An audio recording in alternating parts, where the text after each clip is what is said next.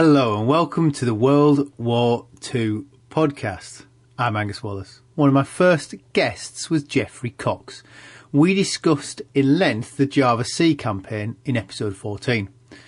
Well, Jeffrey has had his head down and has been busy penning his follow-up book, Morning Star, Midnight Sun, which looks at the early Guadalcanal-Solomons campaign in 1942. And that's what we're going to be discussing in this episode.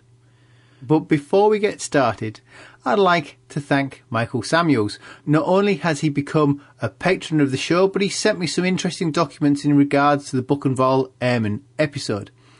If you have anything you'd like to share, you can shoot me an email using the contact page on the website, ww2podcast.com, or find me on Facebook. If the owner consents, I may have some pictures of the castle featured in Castle of Eagles, where the British prisoners of war were held in Italy. All good stuff. Don't forget, if you like what I'm doing, you can help support the show at patreon.com/ww2podcast. Once a patron, you'll find some extra bits and pieces I've produced exclusively for supporters of the show. So that's patreon.com/ww2podcast. Right, Jeff, it's great to have you back. A simple question first. I suspect most people can't put a pin in the map where the Solomon Islands are. So where are they? They are in the South Pacific. They are sort of northeast of Australia across the Coral Sea. So what's the importance of Guadalcanal for the Japanese to occupy them in 42? What the Japanese were doing at this point was they had a strategy of trying to isolate Australia. That strategy was kind of sidelined by the Midway operation for the Navy. The Army was always proceeding to isolate Australia by crossing New Guinea, Papua, and taking Port Moresby so that Australia could be compelled to leave the war.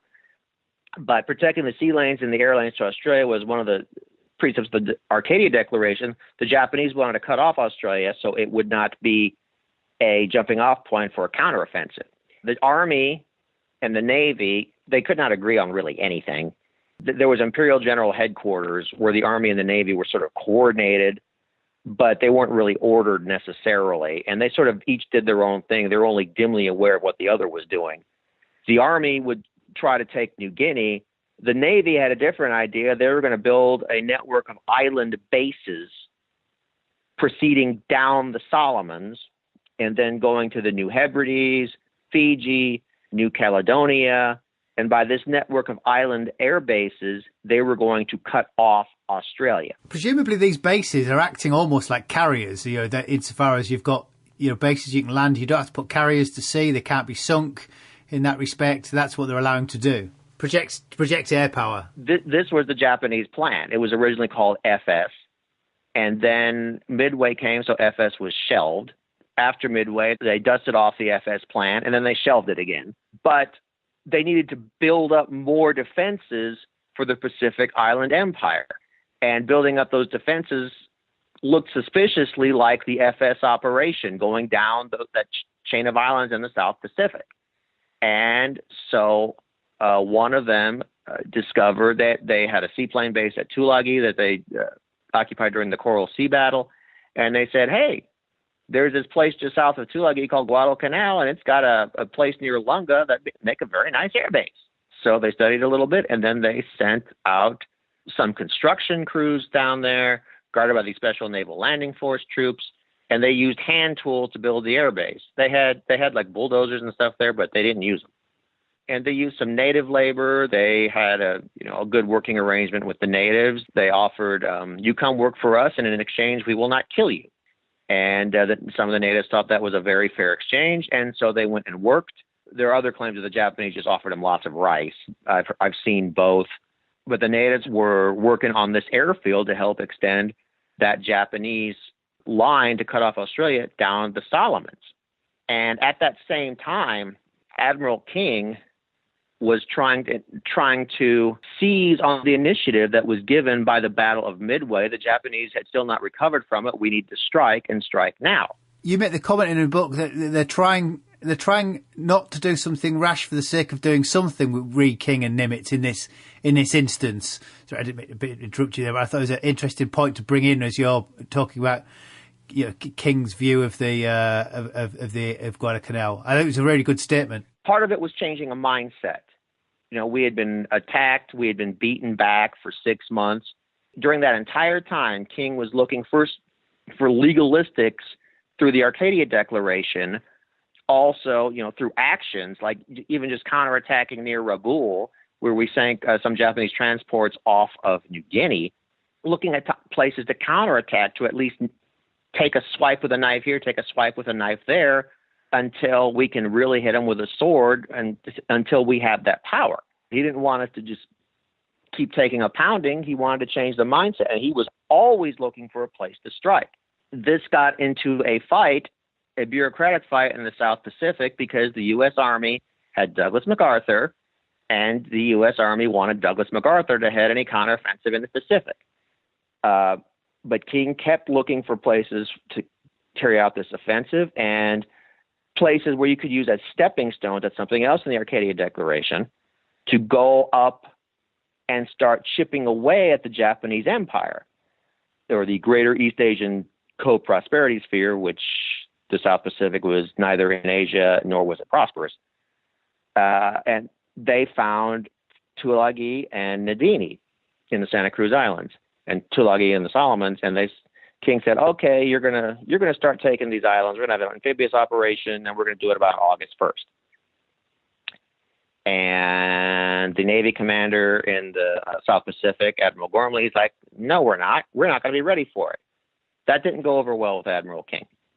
Admiral Gormley was not the person really to be running the campaign for various reasons. But the campaign, the offensive, and this is where it was different from other offensives in history. An offensive is normally where you take the initiative. You decide where and when to attack and with what. That's taking the initiative to the enemy. We didn't quite do that here. It was the Japanese who determined precisely where and when we were going to attack. We took the offensive by attacking, but it wasn't necessarily the initiative. The Japanese, by starting the airfield on Guadalcanal, they were going to complete it in early August. And so we had to invade in early August. Otherwise, they were going to bring the airfield online. They're going to have it defended. They're going to have aircraft there. They're going to have troops there. And it was going to be much more complicated and much more expensive in terms of lives and materiel to get them out. So we had to attack right then. We weren't quite ready for it. We didn't have quite the logistics assembled for it. There were still command fights in the South Pacific, which manifested themselves at the infamous pre-invasion conference at Coro, which ended up as a shouting match, apparently. But the invasion came off relatively without much of a hitch, strangely enough, until Admiral Mikawa and the Japanese cruisers showed up at Savile Island and destroyed everything. Just before we get there, which I was going to say that was interesting, what I found interesting was the big discussion with Turner and Fletcher over how long to keep the carriers in the area. So you've got the Navy disagreeing with itself over, just before the invasion goes in, or the landings go in, that, Turner wants 5 days and Fletcher wants 48 hours. I mean, that's a really big difference when you're putting boots on the ground. Yes, it is. And Admiral Fletcher, he was sort of caught in the middle here, and he should not have been caught in the middle. Admiral Gormley was really the commander of the South Pacific. His purview was not clear in terms of what he was supposed to do in the South Pacific. Was he supposed to be hands-off with his commanders and just coordinate? Was he supposed to lead? Admiral King thought he was supposed to be at the front. The problem was that Gormley did not think we should be doing this offensive, and he joined in with MacArthur, which was another problem he had, and condemned it in a letter. That didn't go over well with people. And then when they were having this pre-invasion conference at Coro, Gormley didn't even show up.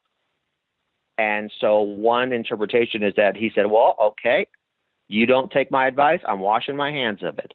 There's something in sports. I mean, we have it here in American football, playing not to lose, playing very conservatively, trying to score necessarily, just taking advantage of what little opportunities are, but not pushing the issue.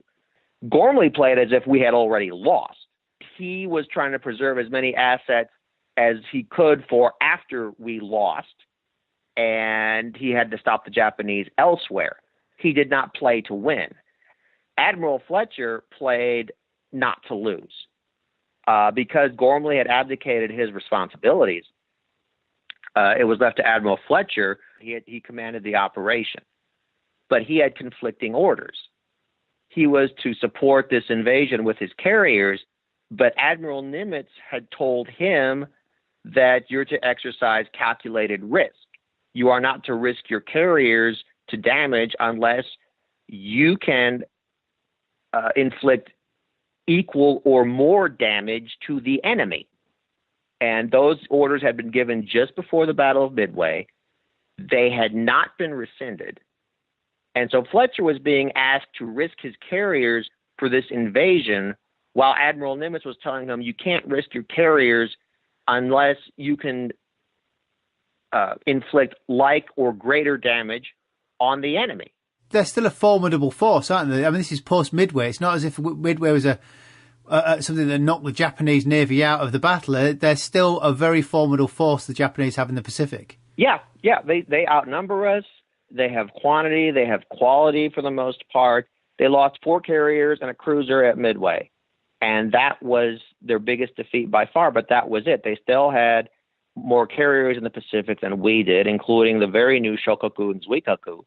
They had more battleships, and they had many more cruisers. But yeah, the Japanese were still superior. Admiral Fletcher knew that, and he was asked to put his carriers in a defensive position. They had to stay in in a limited area in order to defend these landing craft, in order to defend the supplies, in order to defend the transports. Well, if you put your carriers in one area and you keep them there, eventually they're going to be found. And then what do? Your carriers are vulnerable. They could be sunk, as we would discover later on. That was Fletcher's point. The problem was that he had a responsibility to the operation to ensure that the operation succeeded. He placed the operation second to the survival of his carriers, and he did not consider whether the damage inflicted by the carriers in this case was equal along different lines to anything the Japanese could do to the U.S. Because if we're taking a base in the South Pacific, that damages the Japanese. Is that equal to the loss of a carrier? I don't know, but it's along different dimensions. And Fletcher never resolved that conflict in his orders, and he doesn't seem to have even made an attempt to resolve it. He didn't have confidence in the operation. He thought it was going to fail. He was going to do the minimum necessary to support it. He had some valid complaints, but he had a responsibility to the operation, and he seemed to just be very cavalier about it in terms of, I'm going to leave after 48 hours. He even left early. That's what set in motion the string of dominoes that led to the defeat at Savile Island. He could not have foreseen that his decision would cause Turner to call a conference that would lead his Admiral Crutchley away from his ships at the time when the Japanese were going to attack. I mean, Fletcher could not have predicted that. No one could have predicted that. Well, run us through Savile Island, because it is I don't know if you would call it a disaster, but it's certainly a cock up for the Allies and a huge triumph for the Japanese. Yeah, mitigated on both sides. It was the worst defeat in U.S. Navy history. Savile Island had so many screw-ups on so many levels for the Allies, and so many things had to go right for the Japanese. There was a lot of luck involved. There's always a lot of luck involved in war. You had a scout plane, an Australian scout plane. It discovered Mikawa's cruisers, but it misidentified them. It was a good faith misidentification, but it misidentified them as seaplane tenders. That got the Allies thinking something different was going on. Its report was delayed by something within MacArthur's command. There were a lot of reports that were delayed throughout the war by inefficient communications. And this was among the worst of it because it was among the most disastrous. But its report was delayed, and it wasn't the Australian pilot's fault. As you know, Morrison blamed them, but it was not their fault. It was something within the communications line. That report didn't get in time for it to be necessarily useful. Admiral Turner had asked for an additional scout plane to be sent up the slot. And so he had asked the land-based air commander, Admiral McCain, who is the grandfather of the U.S. Senator John McCain. So it got screwed up so badly that the land-based air ended up searching everywhere except the most likely avenue of Japanese approach, which was through the slot. The aircraft was not sent up for some reason that remains disputed, and Turner was not told that it was not set up. He didn't hear anything, so he assumed that they hadn't found anything. He calls a conference because of Fletcher informing him that he's going to pull out. Turner wants to talk to his commanders. He's probably made a decision already that he has to pull out as well, but he wants to talk to his commanders. Turner calls Admiral Crutchley on the radio and says, I need you to meet with me at such and such a time. Crutchley tells his second in command in his force. He's divided his force up into two parts to handle either side of Savile Island. Savile Island created a tactical dilemma because it created two avenues of approach, and you had to guard both of them. So he told the second in command of his southern force, where he was, Captain Bodie, that he was going to leave and that Bodie would be in charge of the force. He didn't tell his actual second in command of this force, Captain Reeve-Cole, who was in the northern force, the other force, because Royal Navy protocol assumed that Reeve-Cole would have gotten the order that Crutchley was to go to this conference and thus he'd be away for a while. Unfortunately, that meant Reeve-Cole didn't know he was in charge, and then Captain Bodie didn't know who was in charge because ultimately he didn't know when or if Crutchley was going to come back. And then Crutchley goes to this meeting, and you have these ships guarding the transports. The ships are the warships on either side of Savile Island, and they don't know who's in charge. They don't know that the Japanese are coming. And then you have the last line of defense, which are two picket destroyers out in the slot. The Blue and the Ralph Talbot were the destroyers, and they were there to give warning of incoming Japanese. They had radar, and they were supposed to pick them up. The Japanese sailed straight between them. Neither ship saw them. And it was particularly strange in the case of the Blue because the Blue almost collided with the Japanese task force. Still didn't see him. The destroyer Blue was apparently so concerned about running aground, so all of her lookouts were looking at Cape Esperance, Tassafaronga, and Guadalcanal to make sure they didn't run aground, that none of them were looking into the slot to see if Japanese ships were coming.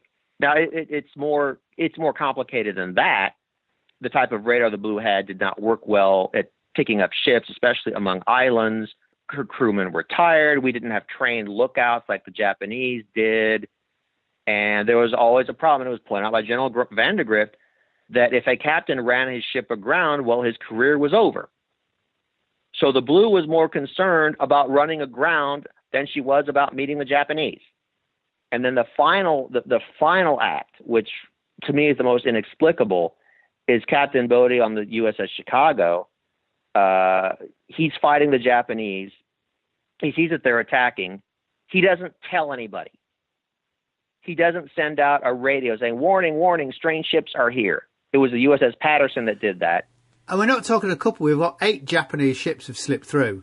Yeah, there was the cruiser, Admiral Mikawa's flagship Chokai, which was really, I call it luxurious, and it was. It had one of the biggest bridges of any Japanese ship. It was more like a battleship's bridge. It was a very popular flagship, the Chokai was, and she was a beast.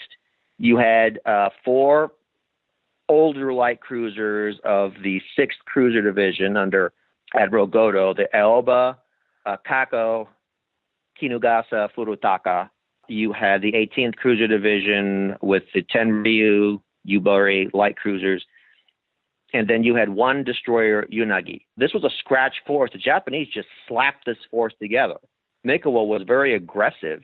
He knew what the stakes were and how quickly this had to be squelched. And he said, okay, let's get all these ships together. Let's go. And he came up with the plan on the fly. It was a simple plan with simple identification, and we still couldn't get that at that time. We still had problems with ship identification. He struck hard. He ended up sinking 4 cruisers, damaging another one. There was so much craziness during this battle. Just so much craziness. The U.S. captains, they were, especially in the Northern Force, they were convinced they were being attacked by their own ships. Friendly fire. Where there's no fire is friendly. If someone's firing at you, it can kill you. That means it's not friendly, okay? And some of that was because they didn't have any warning of it, and some of it was because they came from a bureaucratic mindset. They couldn't imagine that the Japanese were coming. They hadn't paid attention to some of the reports that, well, they might come tonight. You might want to be ready. One captain did. That was the captain of the destroyer Patterson. In the midst of the battle, the captain of the USS Chicago, Captain Bodie, he ends up arguing with his gunnery officer over who commands the radar. It just said to show how green the Americans' sort of Navy still was in many respects. They were still trying to work out procedure rather than they were not untrained. It was sort of all kind of.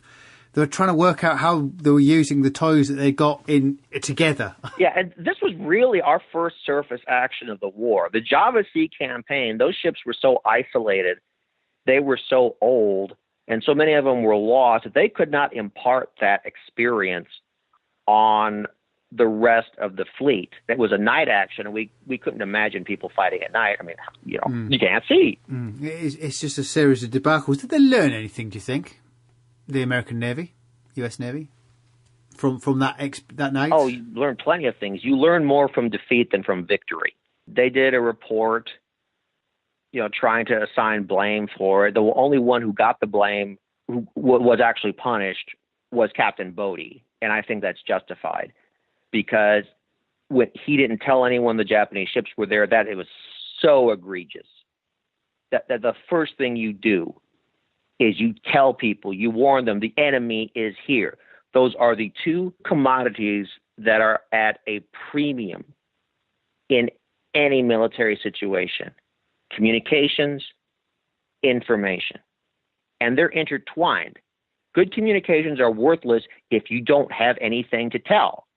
Good information is worthless if you can't get it to the right people who can actually do something with it. Captain Bodie had both, and he exercised neither.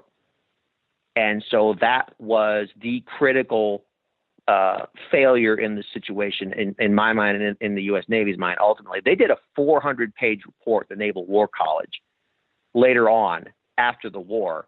The lessons were, we need better training, especially for night actions. We needed better identification of friend or foe, better situational awareness. Crutchley couldn't have done much more than what he did in terms of deployment of his ships, except the picket destroyers could have been put out much further. We needed to realize the value of cruiser scout planes, especially at night. The first warning we had of Savile Island was actually the appearance of a scout plane. And people were just, it's friendly. A Marine officer in Guadalcanal who realized it was an enemy scout plane and that something was going on. The Japanese are very aggressive in their use of scout planes. They'd use of float planes rather. They'd use them at night. They'd use them in bad weather. They were very creative, very aggressive in their use, and we were not, and we could not conceive of it. We saw that scout plane flying over. It must be friendly. It's a strange overconfidence in themselves just to believe it's their own. Not just confidence, but there still was the sort of racism about. There were jokes about Japanese eyesight. I'm sorry. The Japanese eyesight outperformed U.S. radar at that and many other actions. They had trained lookouts on their ships. They were specifically chosen because they had good eyesight. They had oversized binoculars that even had some polarizing lenses that cleared out haze. We just picked anyone who was available. It's after this, the Navy is now withdrawing, leaving the Marines. They haven't finished unloading. The Marines are kind of left with their ass hanging out, really, with just over a month's supply, no heavy equipment. I just wondered if that actually played into the hands of the Japanese, the Navy. They're not abandoning the Marines. They're just withdrawing before everything's fully unloaded. Well, yeah, but the Marines, especially right after the disaster off Savile Island, and they saw the results of it the next morning. They called it the Battle of the Five Sitting Ducks. They felt they were being abandoned. Part of the problem at the time was that we didn't know quite how long this was going to take. We didn't know quite what we were doing. There was a philosophy called makey-learny. It was this very operation that exemplified it. Admiral King told Admiral Turner, "Yeah, you're going to be my Pacific amphibious expert. You're going to be in charge of all amphibious operations in the South Pacific." Admiral Turner was like, "I don't know anything about amphibious operations." And Admiral King was responding, "You will learn." Now, that wasn't totally true because Admiral Turner had studied amphibious operations. It was a hobby for him. But we had never done this. He had never done it. They had never practiced it. They had to assemble the amphibious equipment. They had to assemble the supplies. They had to assemble the troops, the 1st Marine Division. That was General Vandergrift's job. This was something completely new. Learning on the flies, basically. We're going to do it. We'll make mistakes, but we'll learn from those mistakes. And a year later, we were doing these amphibious operations, bam, bam, bam. Very efficient. To start out with, it was chaos. We didn't have enough people unloading the transports. They had to get underway to avoid air attack. We didn't have them combat loaded, so the most essential supplies were the ones that would be taken out first. We didn't know any of that stuff at this point. Turner did not get the transports unloaded as quickly as would be shown to be possible later on, but Admiral Fletcher gave him very little to work with. So the Marines were very fortunate. The Japanese had left so much behind when they panicked and ran into the jungle. It's like the Special Naval Landing Force troops, they're called Japanese Marines, but they're really just naval infantry. They have a reputation for never surrendering to the enemy. And this operation shows why they have that reputation for never surrendering, because they just run away. And that's what they did. They just ran to the jungle. The Japanese had started this airfield without a plan for defending it and without a way of comfortably supporting it. This airfield was about 600 miles from their biggest air base at Rabaul, Guadalcanal and the Lacuna airfields at Rabaul. And it was at the very edge of the range for the Japanese Zero fighters. When the Japanese would send bombers down from Rabaul to attack the airfield, the fighters couldn't stay very long. They couldn't stay very long to deal with American interceptors because they were at their bingo fuel once they arrived. They had to turn around and head back very quickly. They had maybe 10 minutes of combat they could deal with. But the Americans quickly get Henderson Field, as it becomes known, working, and I guess those 10 minutes is crucial for the pilots of Henderson Field to get up and get at them. I mean, the life was generally horrendous for the Marines. It's a real slog for them. How was it for the pilots? Well, imagine all of the negatives of being a combat pilot combined with all the negatives of being an infantryman and all the negatives of being on Guadalcanal. And that's what you have for the pilots that were ultimately based at what became known as Henderson Field, that airfield on Guadalcanal that the Japanese built. When we think of the South Pacific, we think palm trees, we think beaches, warm weather, sun, the breezes coming off the ocean, women in bikinis and grass skirts. And that's not the Solomon Islands. That's not Guadalcanal.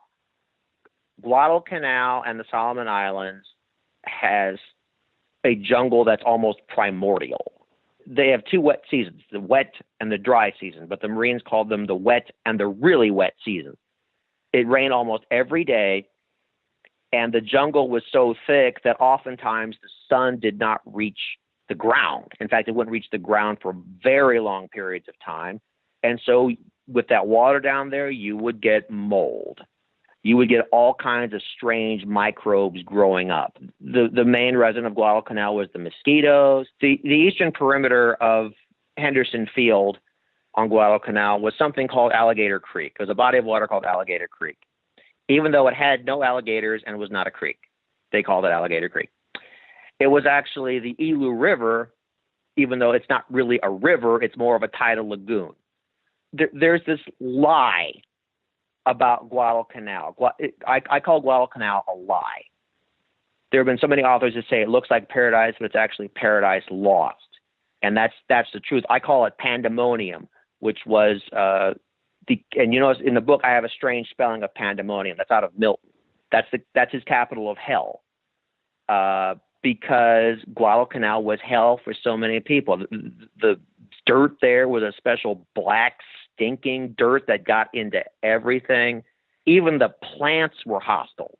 You've got the kunai grass, which is about 6 feet tall and as sharp as a sword, and it caused lacerations to people.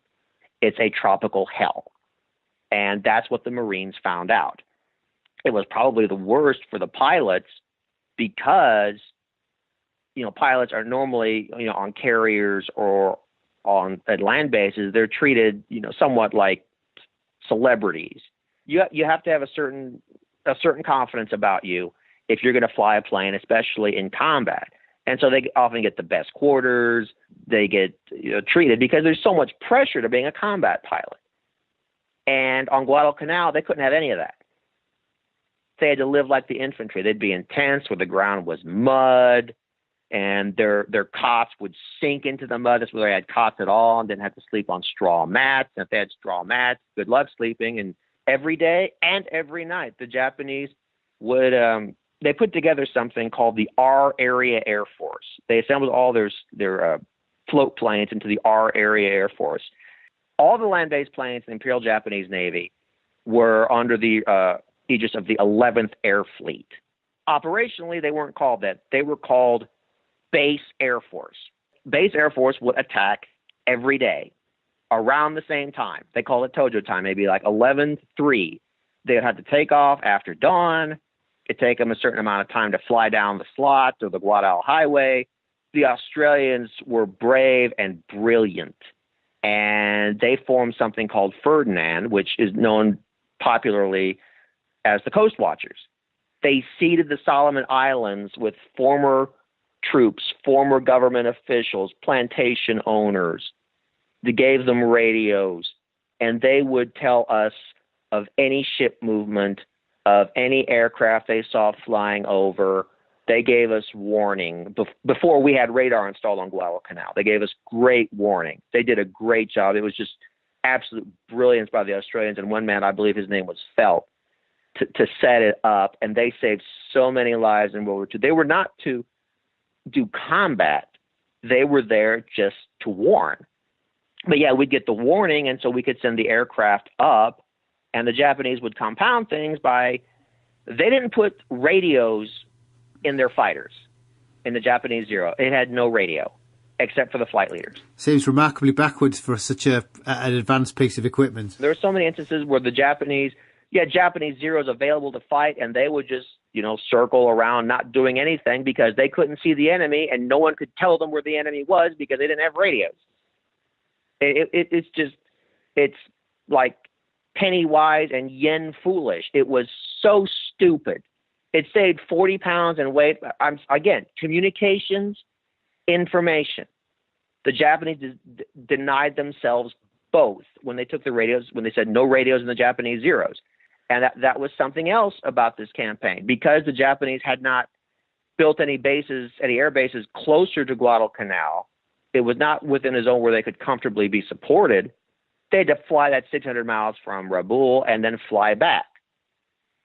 So if you're injured, if your plane is shot up over Guadalcanal, you somehow have to make it 600 miles back to Rabaul. And Saburo Sakai, the famous Japanese aviator, famous Japanese fighter ace, he was shot, and his combat career ended the first day on Guadalcanal when he attacked some SBD Dauntlesses, and they were their tail gunners just raked his fighter up. He took a bullet through the top of his head. His skull was actually exposed, and he was blinded in one eye, and he had blood all over him. He was fighting to stay conscious, and he flew the 600 miles back to Rabaul.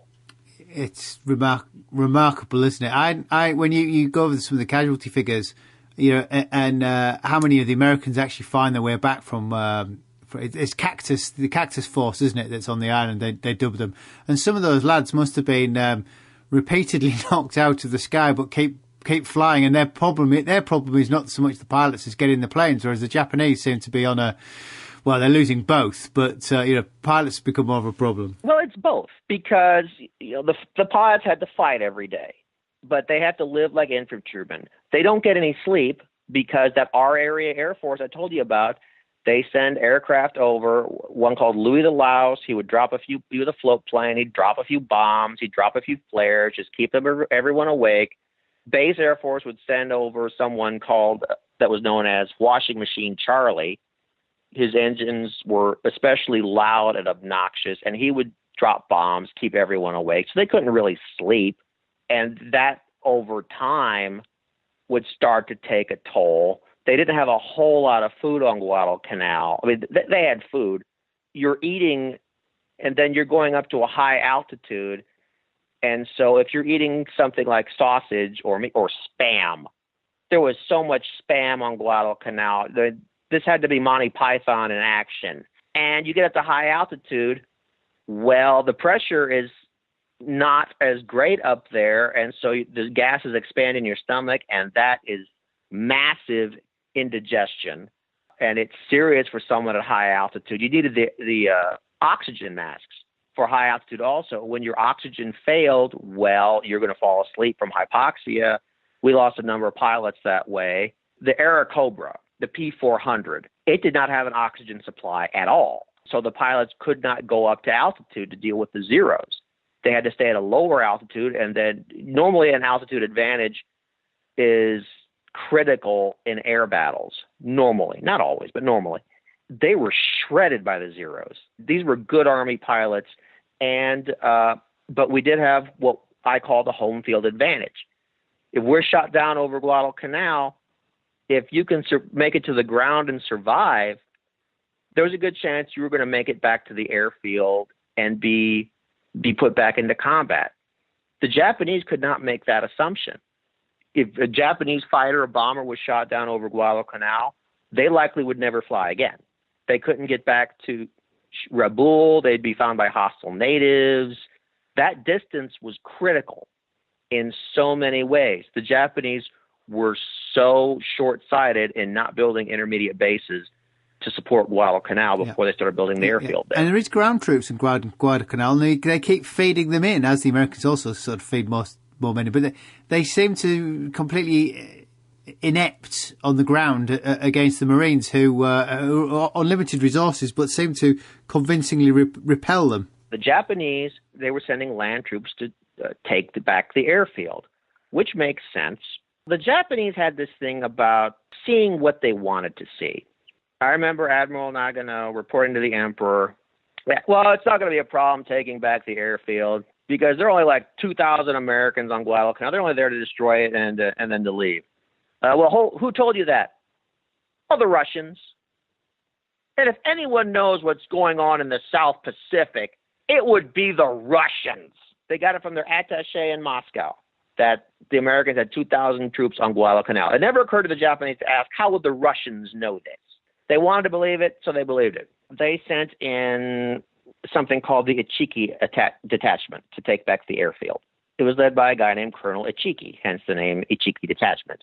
He landed at Taivu Point, east of the airfield, and he set about marching in to take it. His first problem was that he was starting to string along telephone line, and he sent a whole bunch of officers to do that, and they were ambushed by an American patrol, who then took the officers' maps. He did not consider that the Americans might actually send patrols out this far. The other problem with Colonel Ichiki's plan is that he was, like a lot of officers in the Imperial Japanese Army, he was a practitioner and a firm believer in what was called bamboo spear tactics. The Imperial Japanese Army, they had relatively modern weapons. They had rifles.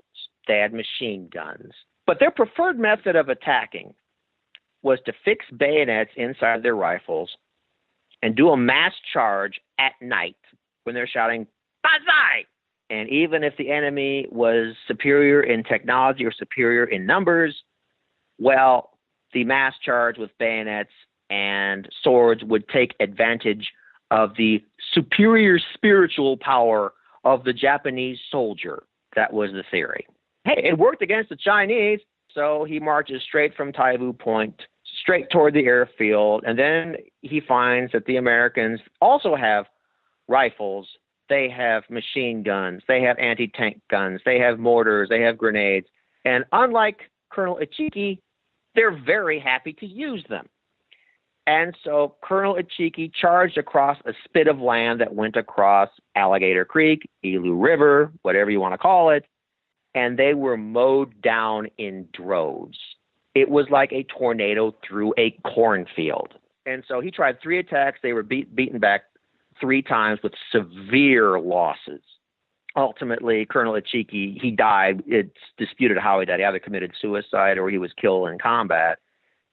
That was the first attack by Colonel Ichiki, and the first attack by the Japanese, and it ended in failure, which the Japanese army reported as not completely successful. But they seem to be repeatedly, keep cocking up and not dissimilar lines. They seem quite inept, really, the Japanese ground attacks. The Japanese army had exactly one good general, and that general was not on Guadalcanal. That general was the one who took Singapore and Malaya. That was General Yamashita, and defended the Philippines.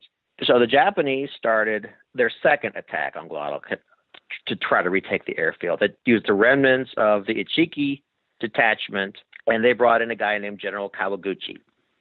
And he came in with his 35th Brigade. And he landed on Guadalcanal with his troops. At the same point, Colonel Ichiki landed at Taivu Point. And he thought Colonel Ichiki's plan was sort of stupid.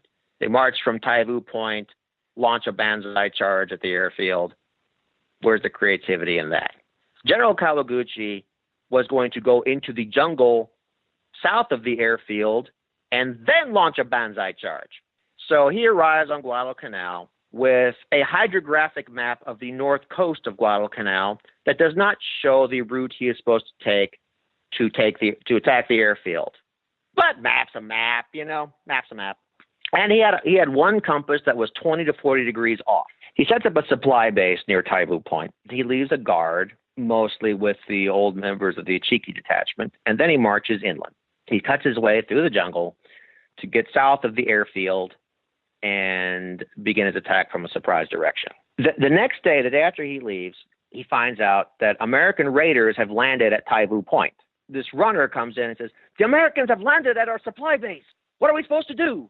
Because up until that point, most of the Japanese had just stood around watching the Americans, not knowing what to do. I mean, there were a few shots fired, but they were like, and this was Mike Edson's Raiders, or Red Mike Edson's Raiders, raiding the Japanese supply base. They got maps, they got the list of Japanese units, they got all the Japanese food, what they couldn't take with them. They destroyed it. They took all the Japanese anti-tank guns and destroyed them. They took the Japanese radio. They took all kinds of intelligence. They took General Kawaguchi's white suit that he was planning on wearing for the surrender of Henderson Field. So Kawaguchi's supply base was destroyed behind him, again by his poor planning and by the lack of initiative, of individual initiative by the Japanese army. Kawaguchi starts hacking his way inland with his troops to get south of the airfield. He divides them into 4 columns, which, since the compass is 20 to 40 degrees off and they can't see any landmarks because of the jungle, they start wavering everywhere like a drunk driver. And at one point, they end up running into each other. So they end up in one big column. They get south of the airfield, and then Kawaguchi sees a ridge between him and the airfield. That's another great example of General Kawaguchi's planning. He didn't have the proper maps. We didn't know that ridge was there. And he's stunned to find that a ridge is there. Completely stunned, angry, He has no choice but to attack over it. Despite coming back with the Japanese plans, General Vandergrift refuses to accept that the Japanese are going to attack from the south. So he only allows Mike Edson's Marine Raider Battalion to be put there, ostensibly to rest. The troops get suspicious when Edson starts having them dig foxholes and string up barbed wire and everything. This is in mid-September 1942. Kawaguchi tries to attack. The problem is he's attacking out of the jungle, the very thick jungle. It's difficult enough to get into the starting point positions from which you're going to launch the attack. And units get there late, if they get there at all. And so he launched the attack, but a whole bunch of units got shunted off to the side of the ridge into a swamp. There was lots of shooting, disorganized. No one knew what was going on. Kawaguchi does a double face palm, calls everyone back. Let's try it again tomorrow night. The following night, Kawaguchi has all of his units lined up. They're ready to attack up the ridge, attack the Marines, and one of them attacks early. This is another example of that individual Japanese initiative where they shout, "Banzai!" and charge the enemy at random times. That happened on this night. They launched an attack about 3 hours early and pushed the Marines back a bit, and then they stopped because they saw a Marine supply cache of food, and they were hungry. So they all stopped attacking to eat the food. And Kawaguchi launches attack around 9 p.m. He has a massive numerical advantage over the Marines on this ridge, and he keeps pushing them back. But it's the same thing as in General Ichiki's attack. It's a bamboo spear, banzai charge. They're getting machine gunned. They're getting hit by artillery. Just massive losses. They've had one unit lost because it's busy eating the American food. The others they keep pushing the Marines back just by sheer weight of numbers. But they'd warned the Marines when an attack was coming, when a banzai charge was coming, because they'd shoot up a rocket just beforehand. They'd keep these banzai charges going. The Marines were starting to lose troops, and Colonel Edson needed more men and more ammunition. And General Vandergrift started realizing there was a problem, and so he started feeding in some reserve troops finally, and they ended up holding the ridge. And this was called the Battle of Bloody Ridge. It's also known as the Battle of Edson's Ridge because there are bloody ridges in just about every war across the world. This was the time when Guadalcanal came closest to falling. A couple Japanese squads actually got through to a satellite airfield of Henderson Field. But they were too small, they were too isolated, and they were dealt with. And General Kawaguchi, they don't know how many troops they lost. It was severe. Kawaguchi was in tears about it. And then he got in even more tears when he found out one of his units hadn't even attacked. I mean, he came this close to winning. One of his units hadn't even attacked. The commander had gone to see Kawaguchi to get some instructions from him, couldn't find Kawaguchi, and then got caught in the jungle by the American attack and was pinned down.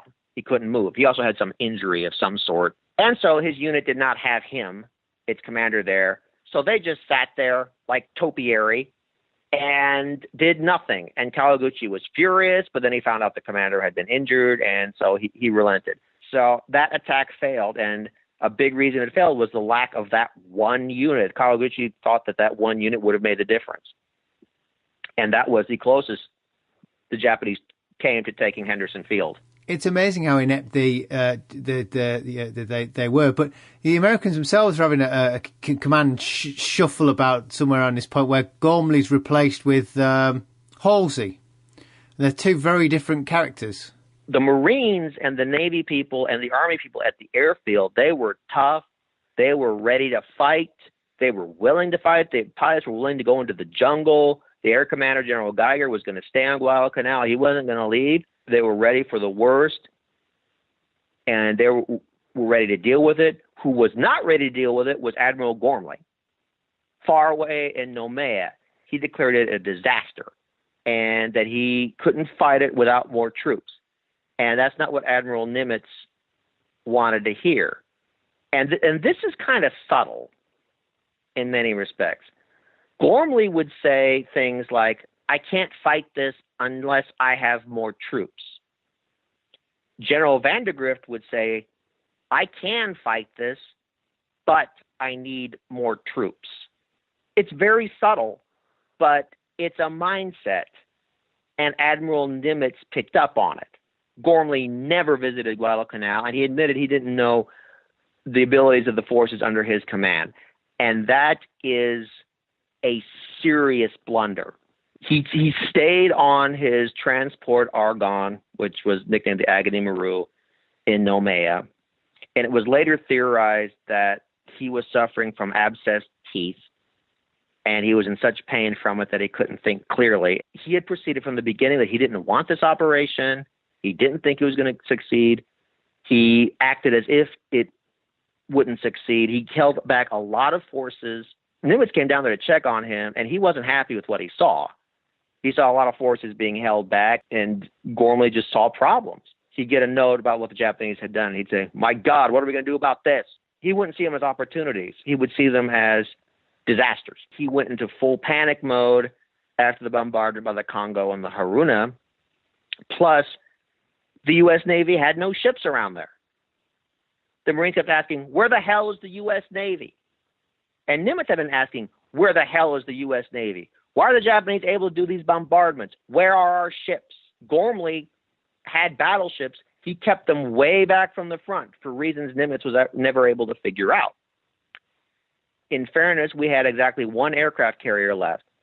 After Japanese submarines, in tune with Admiral Fletcher's original fears, they put a torpedo into the carrier Saratoga. The Enterprise was damaged at Eastern Solomons. Then the Wasp, in an incredible attack that's still not entirely explained, took at least 2 torpedoes that ruptured her fuel system and set the entire carrier ablaze. And you see the pictures of the carrier, they're just haunting pictures, just so much smoke. And you wonder how anyone could survive it because there was so much fire beneath decks. The water mains on the carrier would not work. And so they could not get the water to even fight the fires. And to this day, there's a dispute as to why that happened. But what it meant was the carrier was just burned to hell. And so she had to be scuttled. So the only carrier we had left was the Hornet. The Hornet held the line for a month. But Gormley kept her out of position to support Guadalcanal. The admiral in charge of the Hornet Task Force, Admiral Murray, was furious about it. He wanted to support Guadalcanal. He knew that his air power was needed to stop these bombardments. Well, Admiral Gormley wouldn't have it. It's too risky to the Hornet. And there is some support for that thinking. If that's our last carrier in the Pacific, our last operational carrier, you got to take care of it. But this is your offensive here. It's hanging by a thread. You are almost daring the Japanese to come with the scissors, because the Japanese were looking for the Hornet. They wanted to sink her, being the last American carrier in the Pacific. Admiral Murray was pretty smart about how he handled it, and he took full advantage of the U.S. scout planes and the information they provided. So the Japanese would come down looking for the Hornet. The Hornet would retreat. Then they couldn't find her. They gave up looking for the Hornet, so they pulled back. The Hornet would come back. Then the Japanese would hear about the Hornet, so they'd send their carriers down looking for the Hornet. The Hornet would then pull back, because the Japanese carriers would always be spotted by our scout planes. And so the Hornet knew when they had returned, and so the Hornet would pull back. The Japanese would give up on finding her. They'd pull back. Then the Hornet would return. The Japanese could not get the Hornet. But Gormley was way overprotective of her, aside from one failed raid on Shortlands. That contributed to the crisis that appeared in mid-October with the bombardment of the Congo and the Haruna. In fact, that crisis started all the way back with Fletcher abandoning the Marines on Guadalcanal before they could get their supplies unloaded. They never really got a firm foothold on Guadalcanal because of the supply situation and because Admiral Gormley held so much back. And because we really weren't quite ready for that offensive, but the timing of it was not by choice. The Japanese sort of forced the issue by completion of the airfield. So he's replaced with Halsey, who's very much more dynamic. Yes, Admiral Halsey was really our most experienced carrier commander and our most aggressive one. He commanded the Enterprise Task Force at the beginning of the war. It was he who sailed the Enterprise into Pearl Harbor the day after the attack, and he saw the devastation wrought by the Japanese. And he was very aggressive. He was a good carrier admiral. He was an inspiration to his men. He would fight from the front. He would fight. He would support them. They would back him up. He would visit them. Gormley had not visited Guadalcanal. Well, Halsey would. He would talk to the men. He was very popular with them, very energetic, everything Gormley was not. So he took over. The first thing he told Vandegrift was, I'm going to give you everything I've got. He wanted to attack the Japanese, where Gormley was playing as if he had already lost and Fletcher was playing not to lose. Admiral Halsey would play to win. And the effect of his appointment to command the South Pacific forces was just electric. The ship crews were excited. The people on Guadalcanal, the Marines, the air crews, they felt like they had hope again, just by the name Halsey. In fact, they got into fist fights whether Halsey was worth 2 battleships or worth 3 battleships. That's the effect of a good commander, a commander who's an inspiration to his troops. But Halsey was not perfect. He develops a plan that's supposed to be like the Battle of Midway, where we have carriers sitting in ambush on the Japanese flank, and they don't realize we're there. While the carriers are trying to attack Midway, we go and attack the carriers and we sink them. Well, he decides to try a replay of that. And now that the Enterprise was back, he had 2 carriers. He decides to send his carriers up near the Santa Cruz Islands, where they would be on the flank of the Japanese when their carriers came down from Truk or came down from their locations in Japan. One problem was that Halsey seems to have wanted the carriers to stay within some reasonable land-based air coverage. They weren't supposed to engage the Japanese if they had to go like north of the Santa Cruz Islands. That didn't make it into the orders to the admiral commanding it, Admiral Kinkaid. So Admiral Kinkaid kept the Enterprise and the Hornet heading north. But Halsey, he did try to get his communications right. He wanted a completely new staff from Admiral Gormley because Admiral Gormley's staff was infected by his defeatism. And so he wanted a new communications officer, and he wanted his old communications officer from the Enterprise, a guy named Dow. Dow was the fighter director on the Enterprise. He was a pretty good one, but Halsey really needed his communications. And so Halsey called Dow down to Noumea to work on his communications. And the Enterprise had a fighter direction was taken over by an officer named Griffin. Now, he was very good with the theory of fighter direction. And fighter direction is like if you're on an aircraft carrier and you have fighters trying to protect the carrier and the enemy's coming, and you see on radar the enemy's coming from the northwest, you radio the fighters to go ahead to the northwest. That's where the enemy is. And there are a lot of things you have to consider in fighter direction. You have to consider the fuel situation of the planes, the oxygen situation of the planes, a number of factors like the airspeed, altitude, all kinds of things. And Griffin was very familiar with the theory of it. He had taught the theory of fighter direction. He had learned it from the Royal Air Force, but he did not have battle experience. It turned out that the fighter director on the carrier Hornet, Fleming, he had plenty of experience, and the Hornet had a lot of confidence in him. But Griffin was on the flagship of the overall task force, and so Admiral Kinkaid pulled rank, and Griffin was going to be in charge of all fighter direction. Halsey pulling back his communications officer on the eve of battle, that ended up being a critical decision and a very questionable one on Halsey's part. We had this radar. We were proud of this radar. We were happy to have this radar.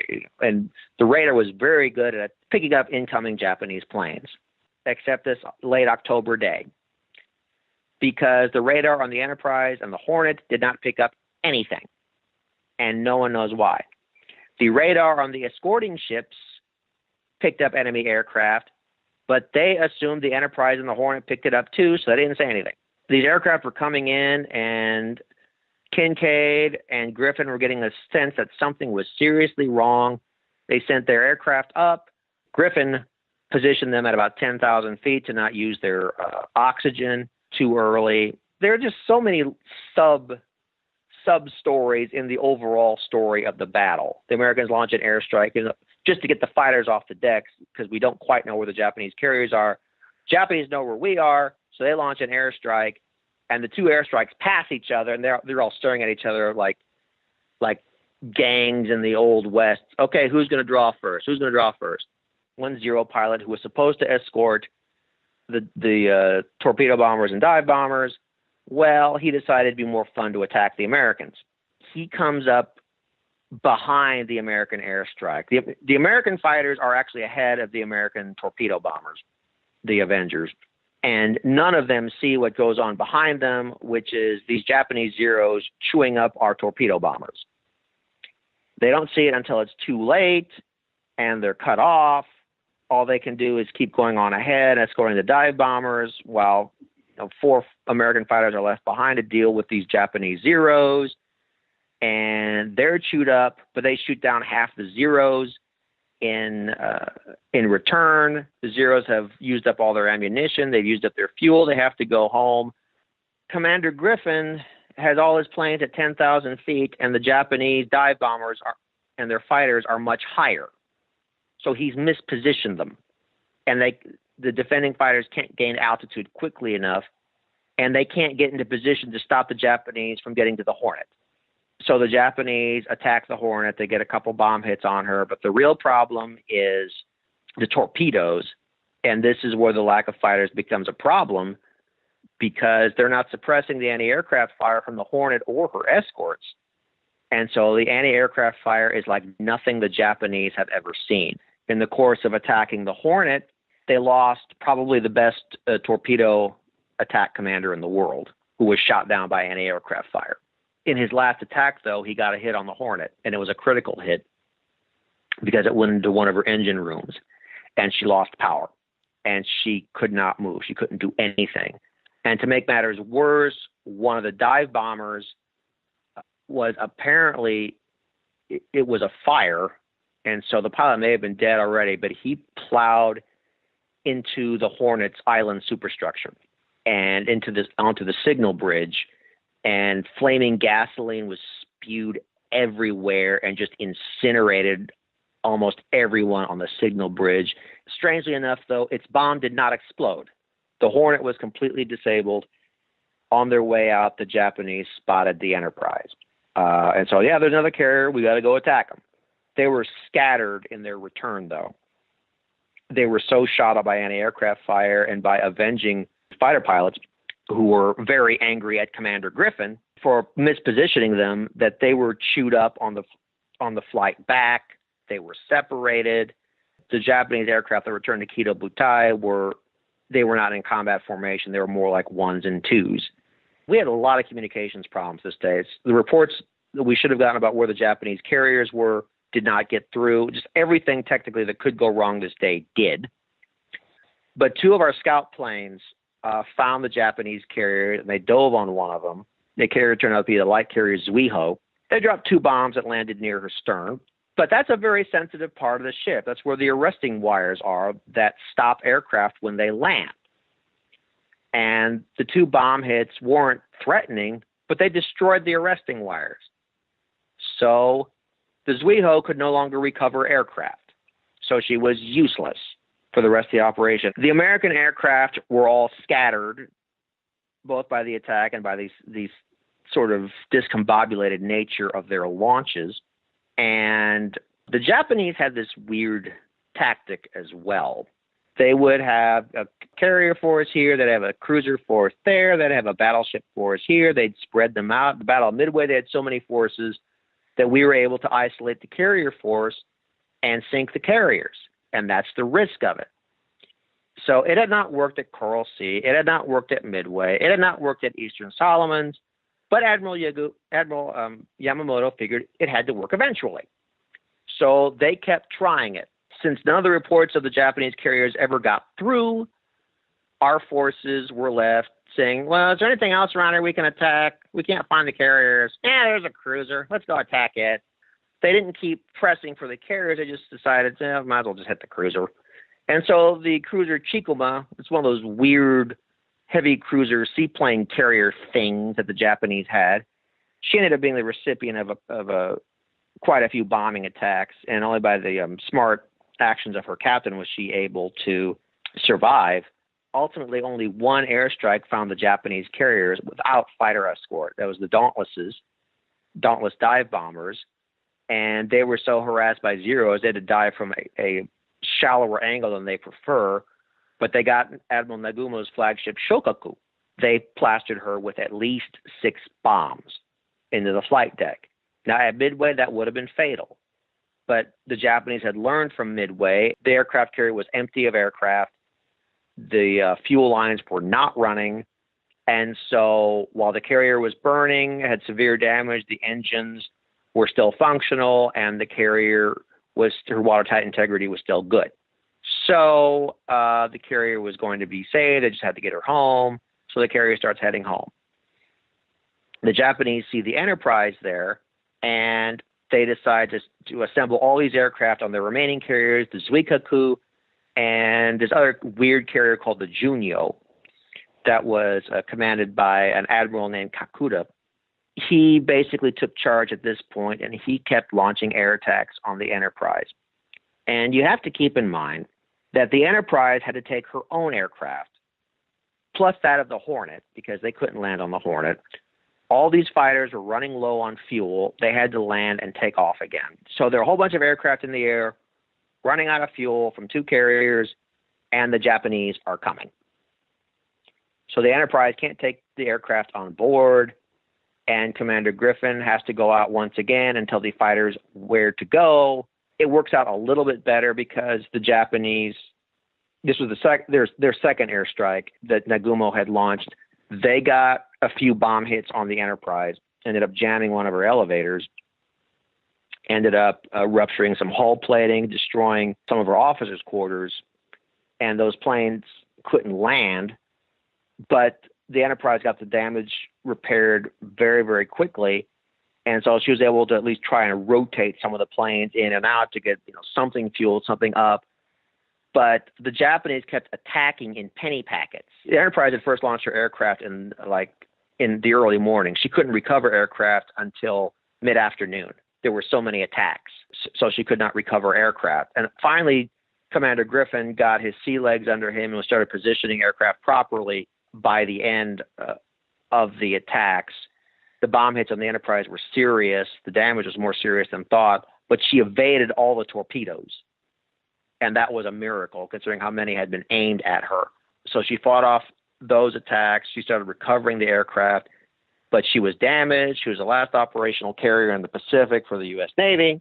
So Admiral Kincaid decided, okay, we're in over our heads. We've had enough.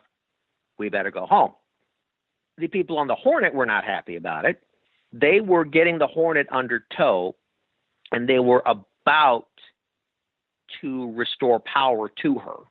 They had started rigging everything. They were getting the power up in one of her boiler rooms. And then another strike from the Junyo caught her.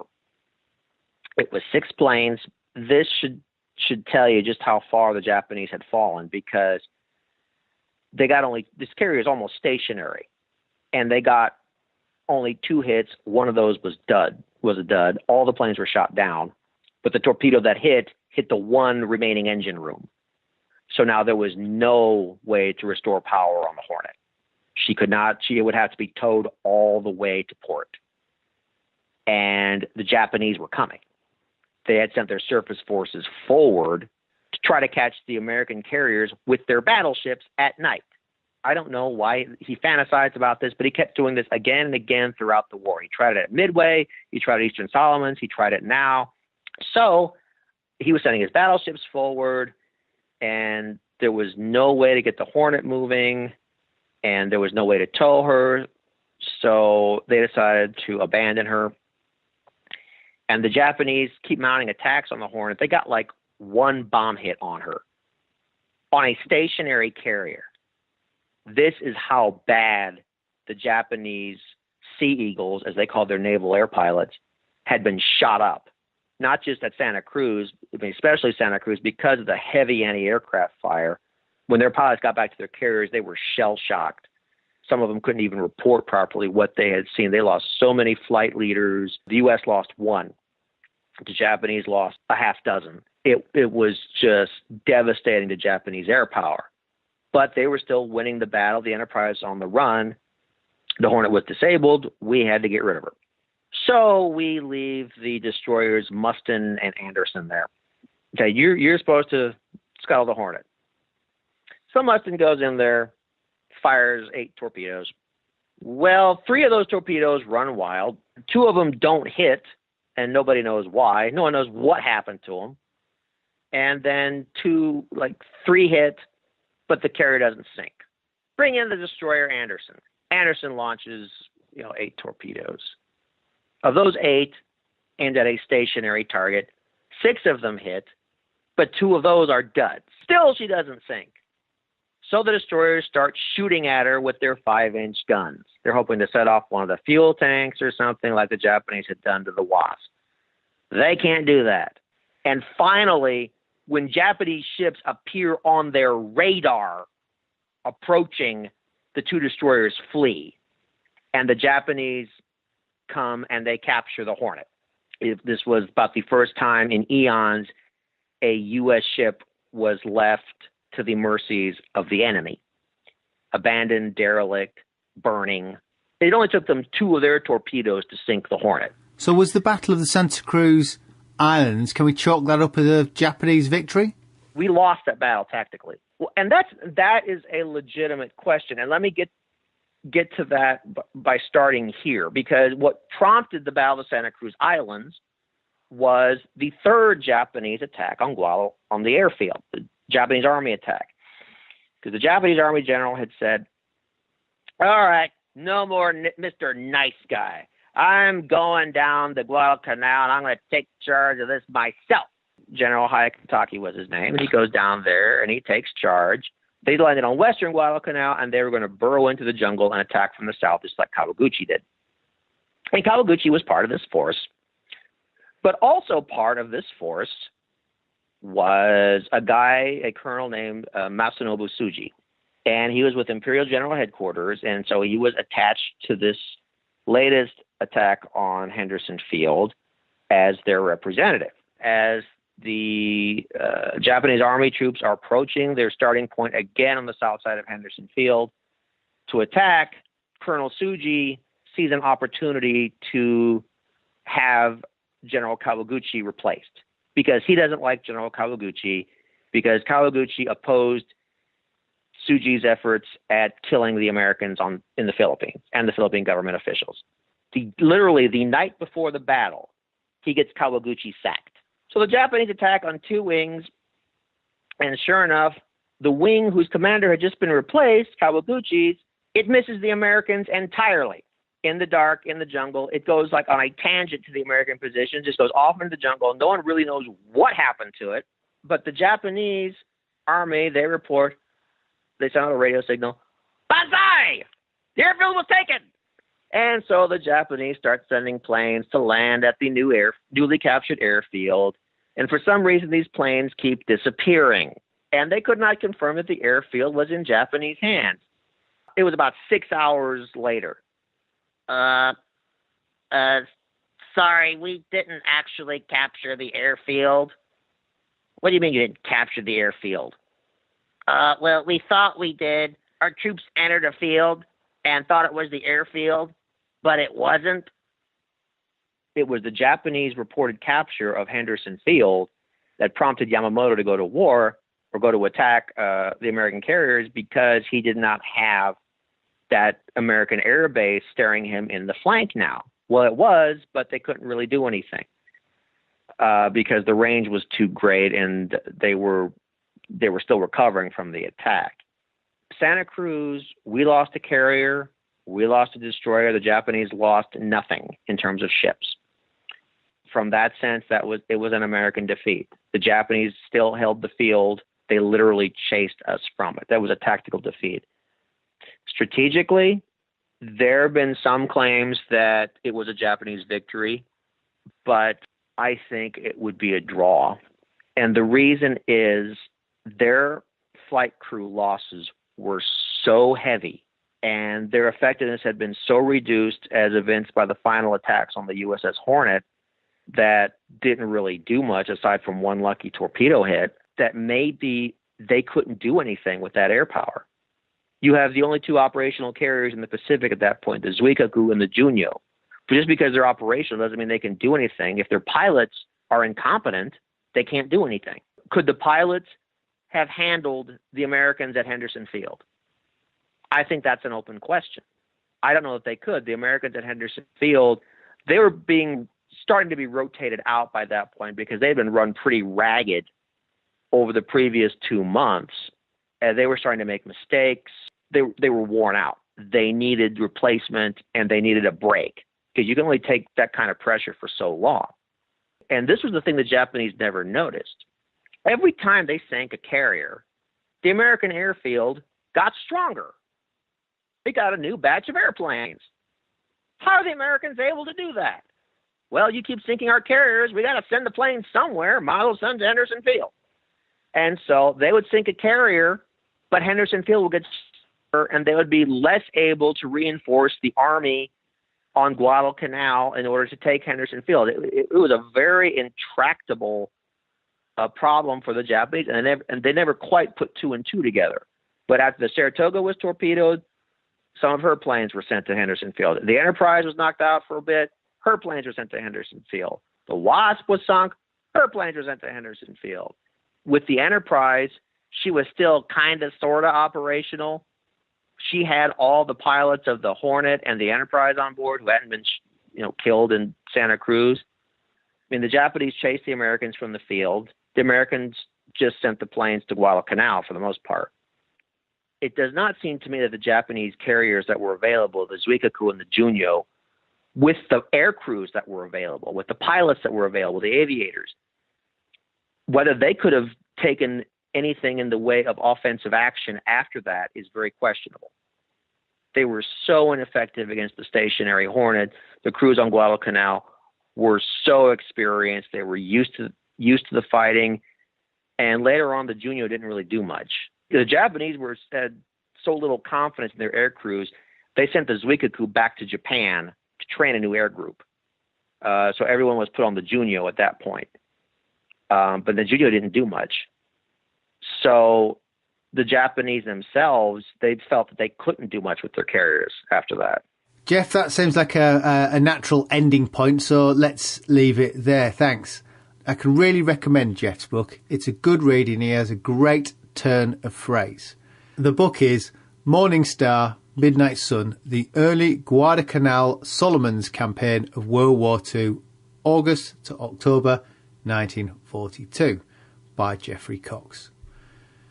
So when I return next time, I believe we'll be still in the Pacific, looking at the remarkable story of Lieutenant Colonel Dias, whose story curiously crosses paths with Barton Mott from episode 45 of the podcast.